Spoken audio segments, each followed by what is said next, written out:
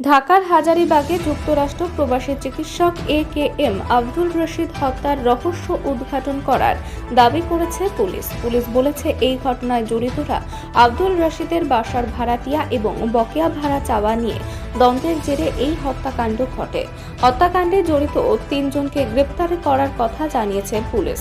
যাদেরকে গ্রেপ্তার করা হয়েছে তারা হলেন মোহাম্মদ নাঈম খান, জাহিদুর রহমান রিফাত ও আব্দুল তাহের শিকদার শাওন। শুক্রবার খুলনার ডুমুরিয়া ও ঢাকার মোহাম্মদপুর থেকে তাদেরকে গ্রেপ্তার করা হয়। পুলিশ বলেছে, বকেয়া ভাড়া চাওয়া নিয়ে এ.কে.এম. আব্দুল রশিদের সঙ্গে তাদের মধ্যে মনোমালিন্য হয়। এ নিয়ে ক্ষিপ্ত হয়ে নগদ অর্থ লুটপাটের পরিকল্পনা থেকে ডক্টর রশিদকে খুন করেন নাঈম খান ও জাহিদুর রহমান।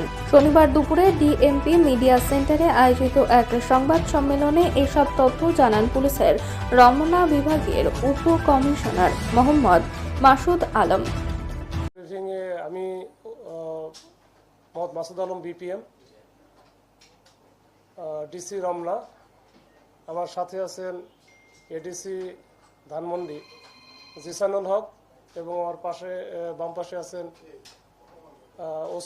ওসি হাজারীবাগ সাইফুল ইসলাম। তো আমরা আজকে যে বিষয়টি নিয়ে আপনাদের সামনে উপস্থিত হয়েছি সেটা হচ্ছে, আপনারা জানেন যে গত 15 নভেম্বর পশ্চিম ধানমন্ডি এলাকায়, যেটা হাজারীবাগ থানার মধ্যে পড়েছে, ওখানে একজন বাংলাদেশি বংশোদ্ভূত ব্রিটিশ নাগরিক ডাক্তার এ.কে.এম. আব্দুর রশিদ তার নিজ বাসায় নৃশংসভাবে খুন হন। তো ওনার বয়সও ছিল প্রায় 82-র উপরে, 82-র মতো। তো তার সাথে সে এবং তার সাথে তার ওয়াইফ ডাক্তার, সেও ডাক্তার, সুফিয়া বেগম, তারা দুইজনেই ব্রিটিশ নাগরিক। তারা মাঝে মাঝেই বাংলাদেশে আসতেন। তো বাংলাদেশে বেশ কিছু প্রপার্টি আছে, তারা মূলত থাকেন যুক্তরাজ্যেই। তো 15 তারিখে এই ঘটনার পরে মামলা রুজু হয় হাজারীবাগ থানায়। মামলা রুজু হয়, মামলাটা করেন হচ্ছে তারই এক চাচাতো ভাই, এই যে ডিসিস্টের চাচাতো ভাই রেজাউল করিম, ওনার বাড়ি নারায়ণগঞ্জ। এরপরে আমরা আসলে চেষ্টা করি যে আসলে ঘটনাটা কি, এটা তো একেবারে চাঞ্চল্য সৃষ্টি করেছিল। তো আমরা প্রাথমিকভাবে সিসি ক্যামেরা পর্যালোচনা করি। সিসি ক্যামেরা সহ আমরা বিভিন্ন অ্যাঙ্গেলে বেশ অনেক দিন থেকেই আমরা চেষ্টা করে যাচ্ছিলাম। এটা অনেক ডিফিকাল্ট ছিল, আমাদের জন্য চ্যালেঞ্জিং একটা ঘটনা ছিল। এরপরে আমরা সর্বশেষ এই মামলার আমরা তথ্য বা রহস্য উদ্ঘাটন করতে পারি এবং এই ঘটনার সাথে যে সিসি ক্যামেরায় আমরা 3 জনকে দেখেছিলাম, এই 3 জনকে আমরা আইডেন্টিফাই করে আমাদের 2টা টিম, একটা টিম গিয়েছিল খুলনার ডুমুরিয়া এলাকায়, যেখানে ওখান থেকে আমরা 2 জনকে গতকালকে ধরি। তার একজনের নাম ছিল নাঈম, আর একজন হচ্ছে রিফাত। এই 2 জনকে আমরা ওখান থেকে ধরার পরে আমরা এই মোহাম্মদপুর থেকে আরেকজনকে ধরি, শাওন নামী। এই শাওন নামী একজন ছিল। এই মোট 3 জনকে আমরা ধরে নিয়ে আসার পরে আমরা প্রাথমিকভাবে জিজ্ঞাসাবাদে যেটা আমরা জানতে পেরেছি, যে 3 জনই মূলত একটা রেস্টুরেন্টে কাজ করতো। ওই থেকেই তাদের মধ্যে পরিচয়, এবং এই 2 জন ছিল যারা এই যে ব্রিটিশ নাগরিক এই ডাক্তার এ.কে.এম. আব্দুর রশিদ, ওনার যে বাসা, নিজস্ব বাসা, এই বাসায় তারা ভাড়া থাকতো 2 জন। এই 2 জন ছিল নাঈম আর রিফাত। এই 2 জন ভাড়া থাকতো। ভাড়া থাকা অবস্থায় ভাড়া বেশ কিছু বাকিটাকি ছিল, মাঝে মাঝে থাকতো, ভাড়া দিতে পারতো না, যেহেতু তারা শ্রমিক টাইপের ছিল। তো এই নিয়ে কিছু মনোমালিন্য ছিল। আবার বাসায় ঢোকা নিয়ে রাতের 10টার পরে ঢুকতে পারতো না। ওই ভদ্রমহিলা যে ছিল ডাক্তার সুফিয়া বেগম, উনি মনে হয় একটু তাদের সাথে ঝগড়া টগড়া করতো বা ঢুকতে দিত না, ঝামেলা করতো। এই নিয়ে তাদের একটা ক্ষোভ ছিল।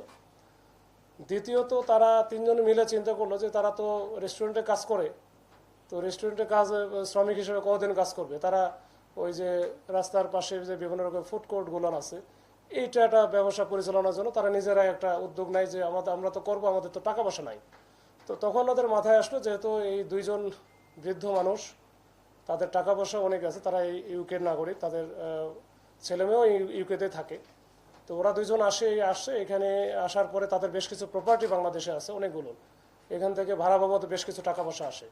তো তখন তারা প্ল্যান করলো যে এই 2 জনকে যদি আমরা একটু 2 জনে ওখানে আমরা যাইতে পারি, তাহলে আমরা বেশ কিছু টাকা পয়সা পাবো, যেটা দিয়ে ওদের যে প্ল্যান সেটা বাস্তবায়ন করা সম্ভব, যে তারা নিজস্বভাবে ব্যবসা পরিচালনা করবে। তো এই প্ল্যান থেকেই তারা কিন্তু ওই দিনই রাত্রে আনুমানিক 1:30টার দিকে তারা যায় ওখানে, যেটা আমরা সিসি ক্যামেরায় পেয়েছি।